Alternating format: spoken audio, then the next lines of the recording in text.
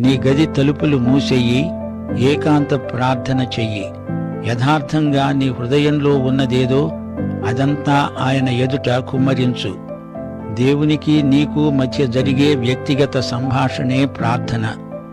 వ్యర్థమైన మాటలు, పడికట్టు మాటలు, నేర్చుకున్న చిలక పలుకులు వల్లించవద్దు. మనకేమి కావాలో ఆయనకు తెలుసు. అయినా ఆయన మనల్ని అడగమంటున్నాడు గనుక మనం అడగాలి. ఎలా అడుగుతున్నామో అది ఆయన గమనిస్తున్నాడు. ప్రభువు ఇప్పుడు ఒక మాదిరి ప్రార్థనను మనకు ఉపదేశిస్తున్నాడు. ఇది ప్రార్థన శాంపుల్.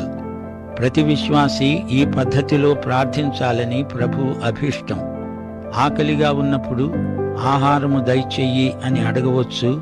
ఆయనకు ఇష్టమైన అంశాలు అనగా దేవుని రాజ్యము, దేవుని చిత్తము మొదలైన వాటితో మనం ఏకీ